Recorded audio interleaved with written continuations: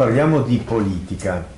La domanda è doppia. Da un lato non mi sembra che sinora ci siano delle evenienze processuali acclarate che possano fare dire che la politica in Veneto, una parte della politica ovviamente, è collusa con le mafie.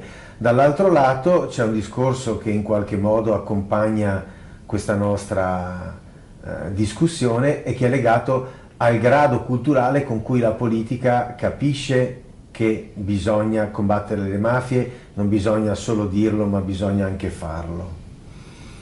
Guardi, dalle emergenze processuali non vi è alcun elemento per dire che ci sia una collusione in Veneto tra criminalità organizzata e politica. Mi pare di poter dire, anzi esattamente il contrario. Per quanto riguarda le indagini che stiamo svolgendo o che abbiamo svolto, non c'è un rapporto tra politica e criminalità organizzata. È vero, peraltro, che possono esserci dei rapporti personali tra alcuni soggetti che in qualche maniera sono inseriti nel mondo della rappresentanza, ma questo non può significare, a mio avviso, un dato complessivo.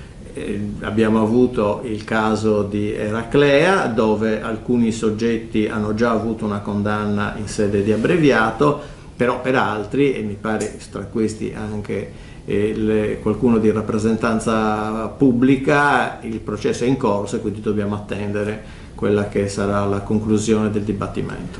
Le mafie hanno una grande capacità di intuire e di fiutare i business emergenti. Appena è scoppiato il caso Covid, tutti hanno detto attenzione, e la Covid Economy si è rivelata una fonte di guadagni illeciti, così come era assolutamente previsto. Abbiamo degli allarmi che sappiamo già essere fondati, ad esempio sulle Olimpiadi invernali del 2026?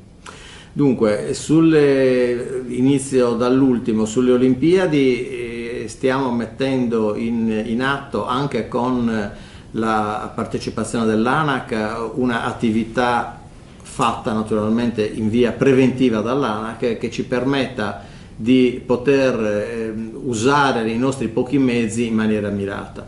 Quindi, come dire, ci stiamo preparando, stiamo organizzando l'ufficio della Procura distrettuale anche a questa attività.